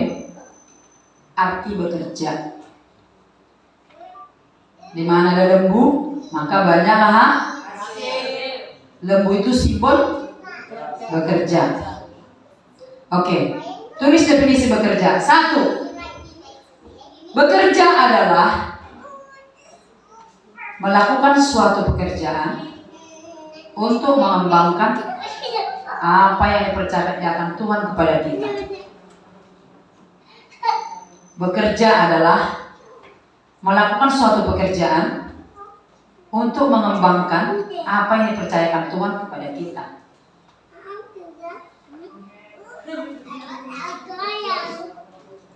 Tahan dulu di situ ya. Contohnya kayak Catherine tadi. Kalau dia tahu bahwa pekerjaannya misalnya mengajar, maka yang akan dikembangkannya adalah mengajarnya, kan? Ngerti itu? Jadi kalau mengajarnya naik grade-nya, naik nggak uangnya? Naik. Udah paham? Makanya kalau kita fokus ke uangnya, makanya kita nggak boleh fokus ke uangnya, tapi fokus kepada apa yang dipercayakan Tuhan itu. Kadang kita fokusnya salah. Fokus kita pada gajinya. Berapa gajinya, Om? Biar aku bekerja maksimal, Om. Salah itu. Orang yang seperti itu gak layak dipekerjakan. Karena dia bekerja untuk uang. Gak boleh. Kita anak kerajaan gak boleh bekerja untuk uang. Karena tadi bekerja pelayanan.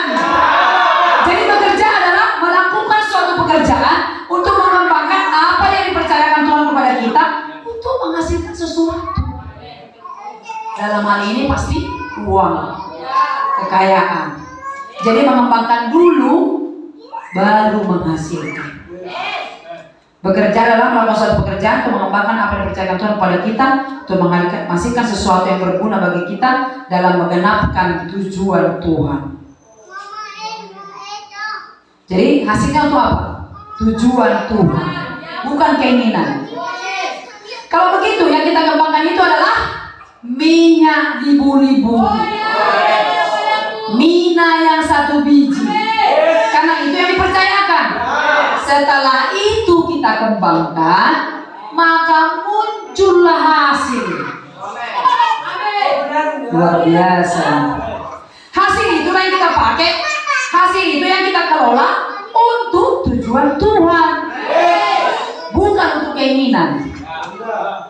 Karena setelah hasil itu kau peroleh dari bekerja, kau harus mengelolanya. Karena kalau hasilnya tidak kau kelola, maka akan bocor lagi. Dengarkan ini. Makanya kalau kita pasangkan bekerja dengan mengelola, kalau kita pasangkan bekerja dengan mengelola keuangan, kau akan jadi milioner. Katakan amin 2 kali. Siap jadi milioner? Silakan dulu. Nomor 2, bekerja adalah mengekspresikan kasih karunia yang diberikan Tuhan kepada kita sampai kepada potensinya yang maksimal. Bekerja adalah mengekspresikan kasih karunia yang diberikan Tuhan kepada kita sampai kepada potensinya yang maksimal. Nah, itu bekerja artinya. Contoh, saya dikasih karunia oleh Tuhan dalam hal suara. Orang sudah mengakui bahwa suara saya indah, maka saya bekerja supaya suara saya lebih maksimal. Dengarkan, adakah di situ tujuannya uang? Tidak. Tapi suara saya harus maksimal. Dia bekerja, dia latihan, dia diet, dia les vokal, hanya supaya maksimal suaranya. Setelah betul-betul maksimal, uang menyusul. Luar biasa.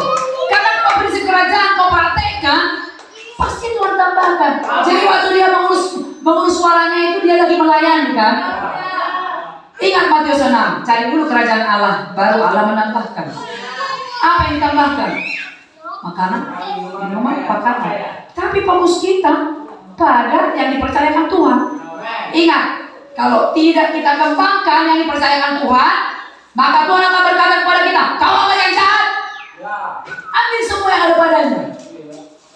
Berarti kita harus mengembangkannya, mengekspresikannya. Ada orang kasih karunia di kakinya, dia menjadi pemain sepak bola. Ada kasih karunia orang di pikirannya, inteligensianya, ide-idenya, kreatifnya. Ada kasih karunia orang di karunia Roh Kudus. Semua itu harus kita kerjakan, harus dikembangkan, harus kita ekspresikan sampai kepada potensi maksimal. Kita tidak boleh dikunci pendapat orang. Kalau sudah dikunci dengan pendapat orang dan berkata itu enggak pekerjaan, maka itu akan berhenti. Haleluya. Adakah kau bawakan ke dirimu ini? Harus menuju maksimal.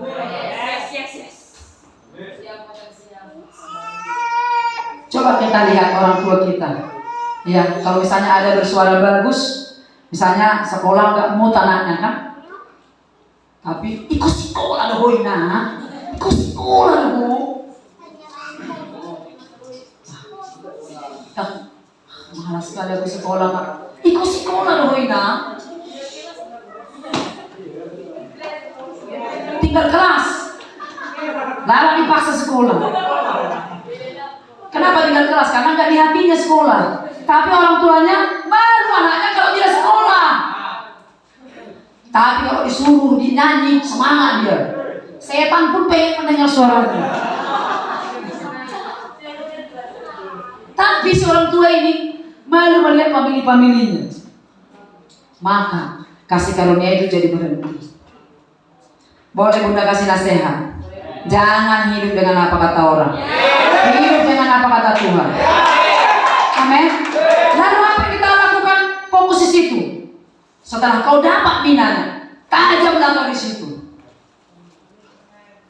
Lalu muncullah grace yang lain, makin mantap. Amin. Berikutnya, ayo naikkan lagi di situ. Karena kasih karunia Tuhan dalam dirimu bisa beberapa.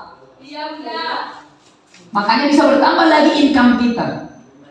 Jadi fokuslah mengekspresikan kasih karunia itu, amin. Nomor 3, bekerja adalah menemukan kemaksimalan hidup dan kepuasan. Bekerja adalah menemukan kemaksimalan hidup dan kepuasan sebagai pribadi yang dipanggil Allah dalam melakukan pekerjaannya. Banyak orang bekerja demi uang, jadi hancur lebur kepribadiannya.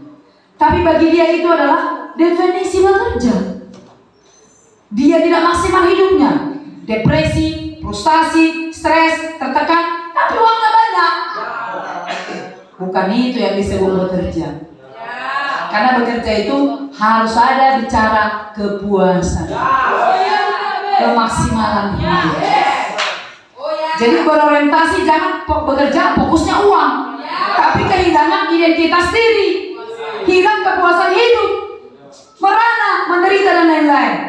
Seperti katanya lagu Rahmat Kartolo, patah hatiku jadinya. Gak tahu kalian lagu itu, karena itu lagu zaman dulu mah bunda.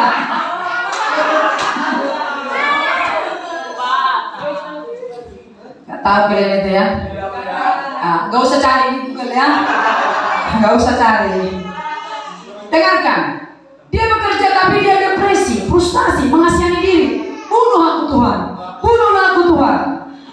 Dia gak menemukan kepuasan hidup. Itu bukan bekerja. Bekerja harus maksimal di hidup kita, harus puas kita. Amin. Cek dirimu. Kalau kau merasa agak puas di sini, nggak apa-apa pergi. Cari dulu, melamar di sana. Amin. Yang puas. Amin.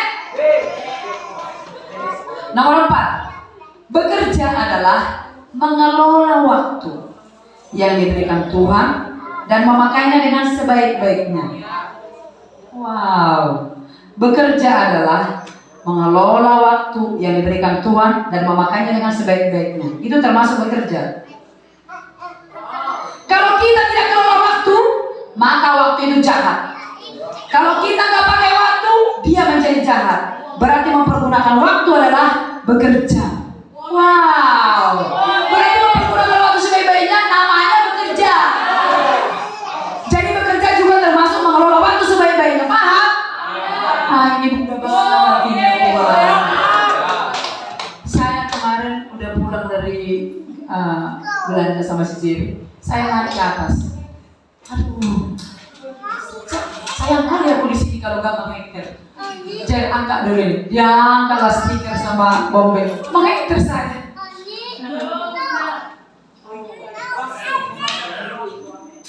Karena dikatakan di sini apa? Kalau kau mempergunakan waktu, itu namanya bekerja. Coba kau bayangkan, kau pakai waktu misalnya untuk suka-suka hatimu, itu namanya tidak bekerja.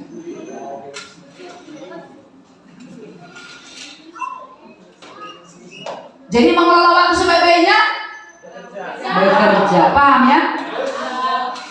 Kita ulangi definisinya. Nomor 1 tadi apa?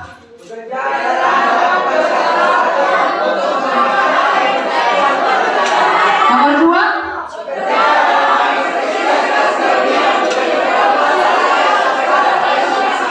Nomor 3?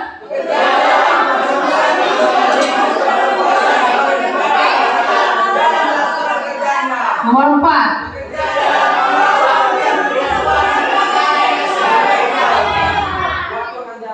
Amin. Tulis di bawah, bagaimana menemukan pekerjaan yang cocok? Kita akan belajar tentang bekerja keras, bekerja dengan rajin, bekerja dengan keterampilan. Itu beda loh. Bekerja keras itu harus kita pakai untuk apa? Bukannya tidak bisa. Karena bekerja keras juga diatur firman. Bekerja dengan keterampilan, definisinya apa? Bekerja dengan rajin, maksudnya apa? Kalau kita kawinkan tiga-tiganya ini, oh luar biasa. Bekerja dengan keterampilan, kau harus tahu definisinya. Bekerja dengan rajin, harus tahu apa definisinya. Ingat, Allah memenuhinya dengan keahlian. Karena Roh Kudus adalah roh keahlian. Jadi bekerja dengan keterampilan itu seperti membangun sistem. Contoh begini, ada di sana 10 karung beras, iya kan? Di pundaknya satu-satu, pindahkannya dari sana di blok B ke sini, pindahkannya di pundaknya satu-satu, iya kan? Tapi Ada orang didorongnya langsung 10 karung. Ngerti itu? Mana lebih efektif? Yang langsung dibawaannya didorongnya 10 kan?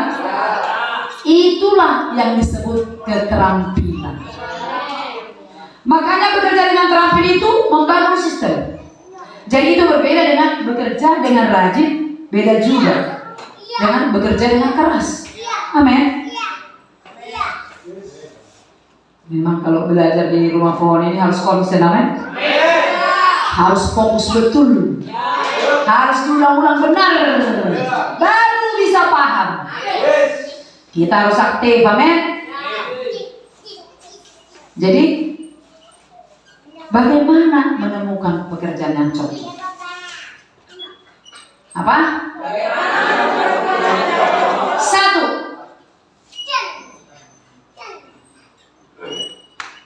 Satu, tahu apa yang ada padamu. Ini mirip dengan beberapa minggu yang lalu cerita tentang minyak di buli-buli. Apa yang ada di rumahmu? Nah, kita bisa memulai pekerjaan dari ijazah. Ijazah diberi manusia oleh kemampuan manusia, tapi yang diberi Allah ada di dalammu. Prinsip 2 Raja-Raja 4 itu yang diberikan Allah, bukan dari ijazah.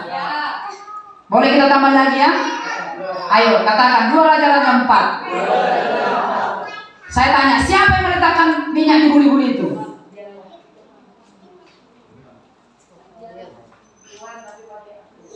Dengarkan, kalau letterletnya tahu kalian, itu suaminya.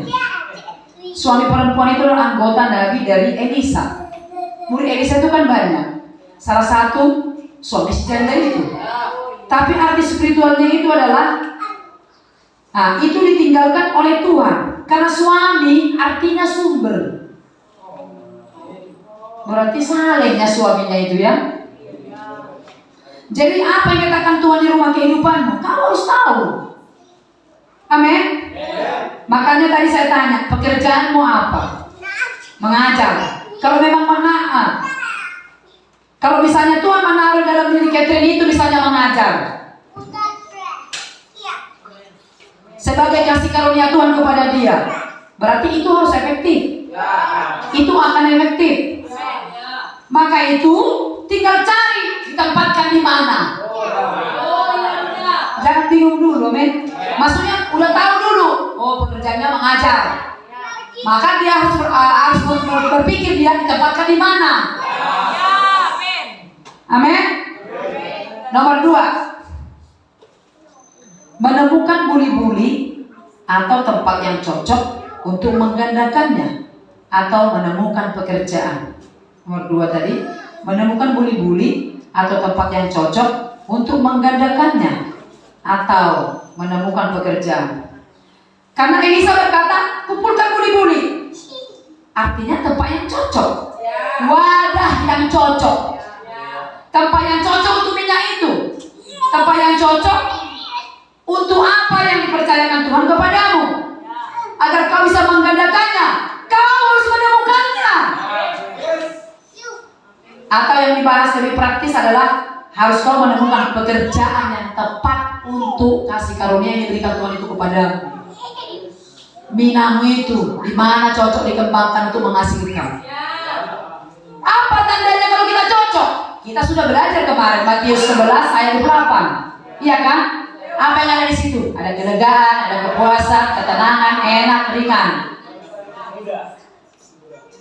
Itu artinya tepat pekerjaan yang kau temukan itu. Nomor 3. Setelah kau sudah tahu tempatnya, bekerjalah. Nah, nomor 3 berarti bekerja. Setelah itu bekerja. Bekerjalah kau dengan rajin, bekerja dengan terampil, bekerja keraslah. Kita harus memadukan ketiga dimensi bekerja ini. Maka banyaklah hasil. Amsal 14 ayat 4 kan? Kalau tidak ada lembu, juga tidak ada gandum. Tetapi dengan kekuatan sapi, banyaklah hasil. Sapi adalah simbol bekerja. Jadi kekuatan bekerja itu apa? Kekuatan bekerja itu apa? Bekerja dengan keterampilan, bekerja dengan rajin, bekerja dengan keras.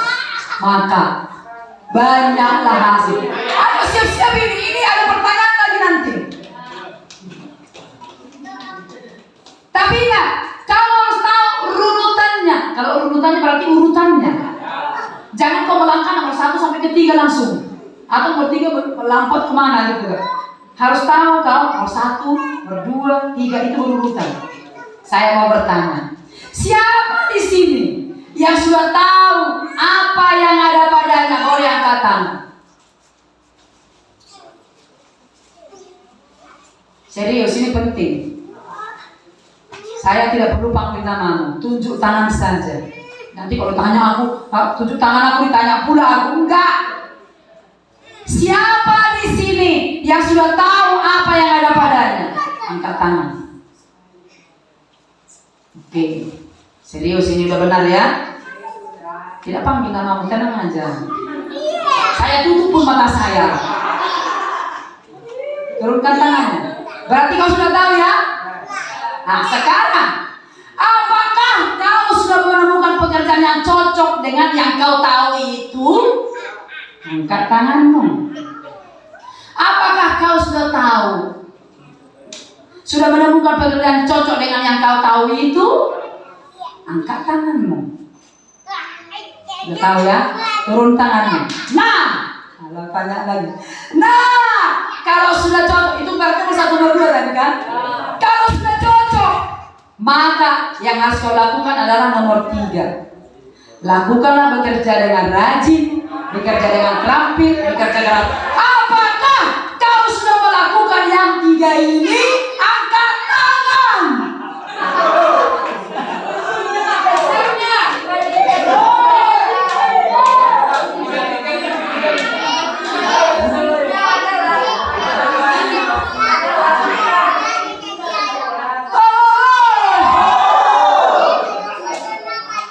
Nanti kita akan bahas yang 3 itu. Berbeda itu.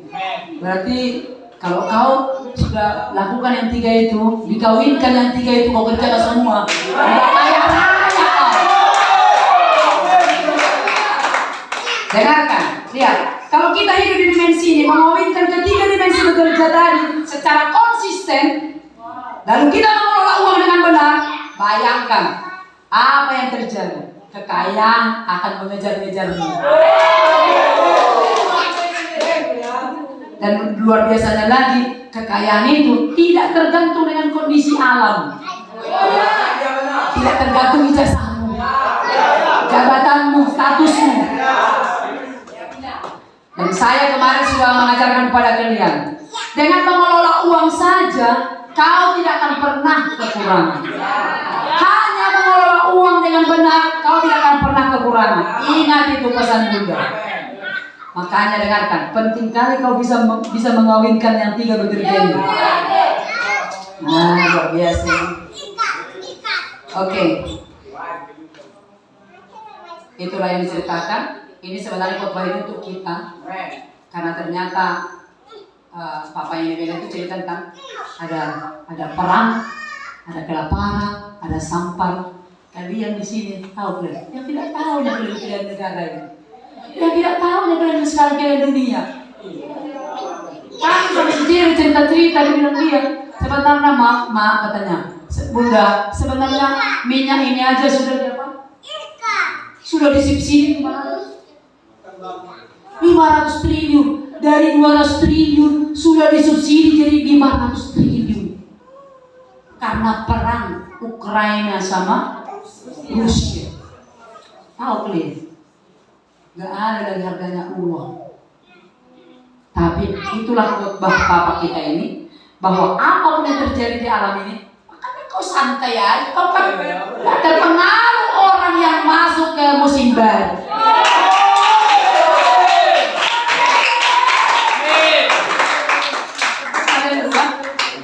Nah, ada banyak kalian yang tahu. Gak tahu. Jadi nenek aja makan, tidur, ya. Dapat uang lagi banyak. Haleluya. Oh, silakan duduk.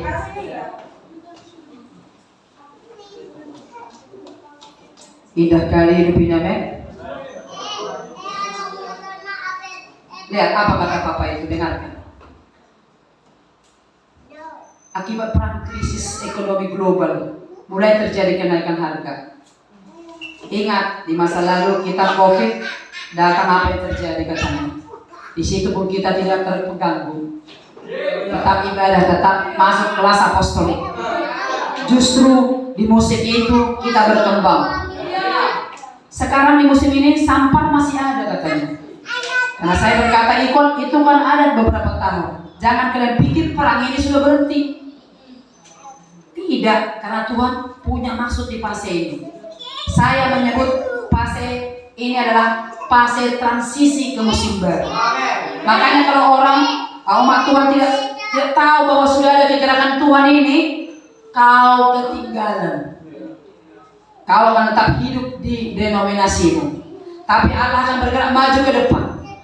Siapa yang mau ikut, kau akan ikut. Tapi kalau kau masih tetap biasa-biasa saja, tinggal kau nanti. Saya mendapatkan pernyataan Tuhan dari kitab Yeskiel. Aku akan membangun bait suciku 2 kali lebih mulia setelah pedang, setelah kelaparan, setelah sampah. Tapi transisi itu harus melewati supaya umat Israel masuk dalam bait suci yang baru. Itu transisi. Jadi kalau kau masuk ke musim baru ini, rendah hatilah kau. Itu pekerjaan Tuhan. Jangan sombong, oke? Dengarkan saya, kalau kalian mengikuti prinsip-prinsip ini, ikat janji kekayaan, mau harga sembako naik, gak ada pengaruhnya sama kau. Saya pun gak tahu. Orang saya juga gak pernah belanja. Tapi Papa ini bicara. Biasanya kalau saya kasih kepada Mama ini 400.000 untuk belanja masuk dia kayak MMTC katanya. Udah bisa untuk belanja kami 1 minggu. Tapi sekarang 4 hari. Itulah. Kan kau gak tahu juga kan. Dulu lah kalian. Gak tahu kalian kan. Tapi ingat, apapun yang terjadi, kalau kita terapkan prinsip-prinsip ini, tidak akan ada efeknya kepadamu ini dalam nama Yesus. Oh Bapa, kami hidup dalam pencukupan di bawah surga yang terbuka. Kami percaya Engkau memelihara kami. Kau membuat perbedaan dengan orang-orang dunia ini.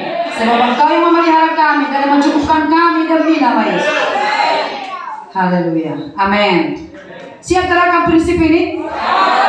Saya mau kita semua mulai menguasai uang kita. Bekerjalah sesuai dengan grace kita. Ayo katakan, orang yang tepat, di tempat yang tepat, mengerjakan yang tepat, memiliki hasil yang banyak. Amin. Oke. Bagaimana menemukan pekerjaan yang cocok tadi? Apa yang ada pada nomor 1. Jadi jangan cocokkan dengan ijazahmu. Terima kasih juga lah buat ijazahku ini Tuhan. Karena tidak ada yang sia-sia. Apakah itu bermanfaat untuk hidupmu berikutnya? Pastilah. Karena tidak ada yang sia-sia kata Tuhan. Tapi bisa saja kita tidak bergerak di aslinya ijazahmu. Bisa beda. Nomor 2, menemukan budi-budi tepat yang cocok untuk menggandakannya. Apa maksudnya itu? Menemukan pekerjaan yang tepat. Nomor 3, bekerja rajin, terampil, dan kerja keras dengan memenuhi ketiga dimensi pekerjaan ini, hasilnya banyak. Itu tadi Amsal 14 ayat 4. Mari pandang dulu kanan kirimu. Lihat dulu dia. Mulai hari ini katakan, engkau tidak menunggu. Kau tidak menunggu status. Engkau bisa langsung bekerja. Tidak ada yang menghalangimu. Apa yang ada di tanganmu, kerjakan. Tuhan berkata pada Mas Musa, apa yang ada di tanganmu? Tongkat yang tidak berharga, yang dipakai mencuki-cuki, tapi bisa bela laut. Begitu juga tanganmu bilang, kelihatannya tidak berharga. Tapi apapun yang kau kerjakan sekarang, Itu bisa membelah laut, bisa membuat mujizat, membuat hal yang besar. Bangkit berdiri dan kau bersemangat berbahasa roh.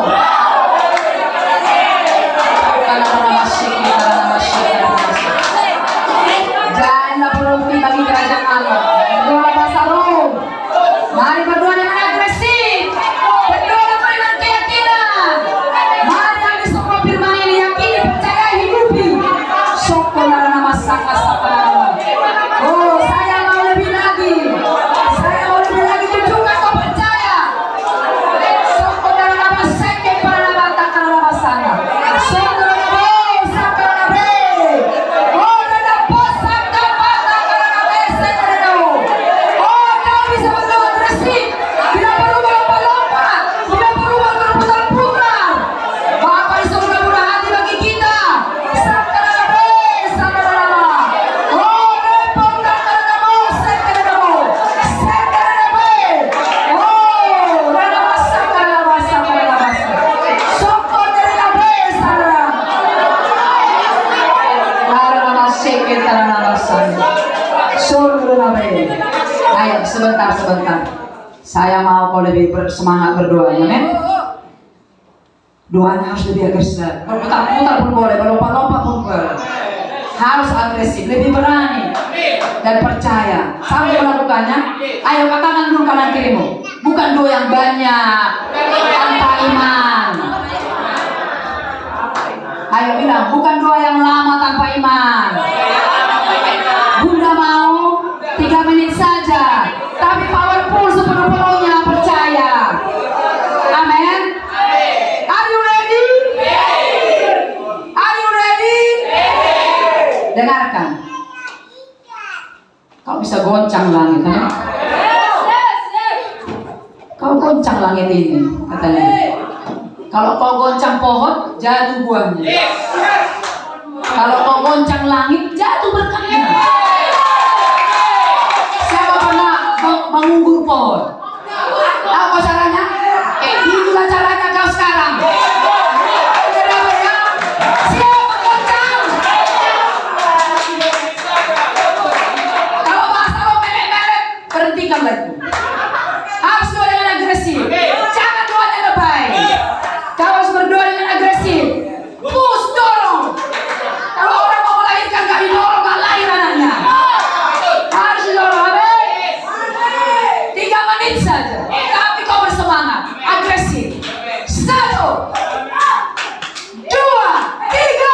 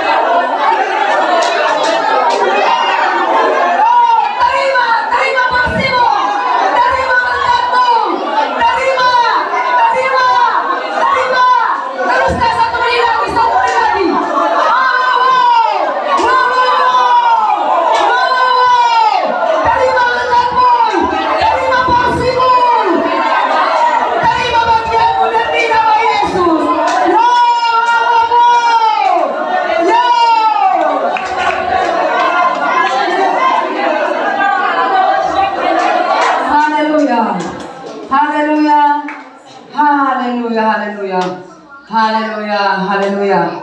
Luar biasa Tuhan kita. Christ is enough for me.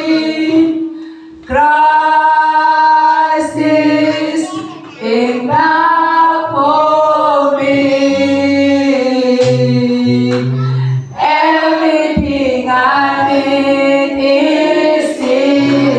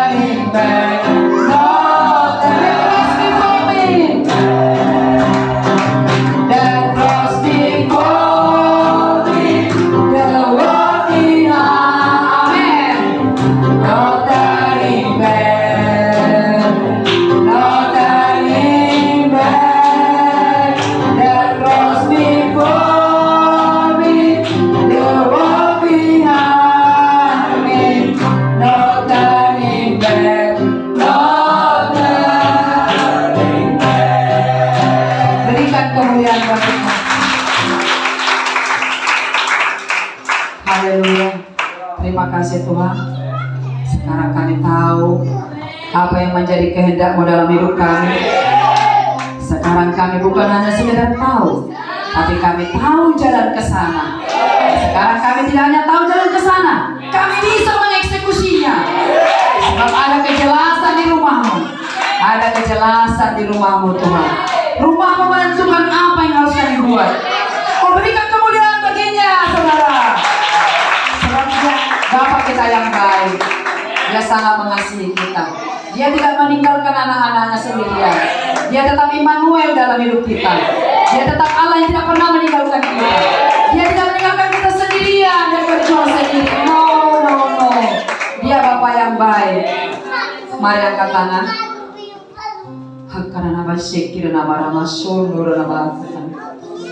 Biarlah hari-hari dari anak-anak-Mu ini Tuhan penuh pembicaraan ilahi dengan Engkau. Biarlah hari-hari dari anak-anak-Mu ini Tuhan akrab dengan suara Bapaknya. Aku berdoa di hadapan-Mu Tuhan, supaya pemahaman, pengertian, kedalaman hati Allah, maksud-maksud hati Tuhan, pikiran Tuhan, perasaan Tuhan, itu ada pada hari-hari-Mu anakku. Dalam nama Yesus Kristus, Kau hidup bagi tujuannya, Kau hidup bagi rencananya, Kau hidup bagi setiap agenda Tuhan yang mesti ini dalam nama Yesus.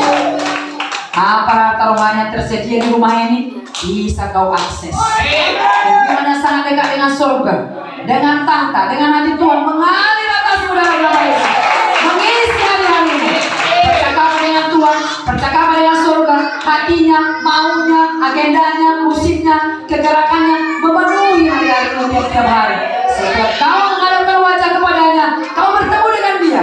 Setiap kali kau bertanya kepada Dia, kau menemukan jawaban dari Dia. Sebab itu adalah salah satu harta rohani di rumah ini.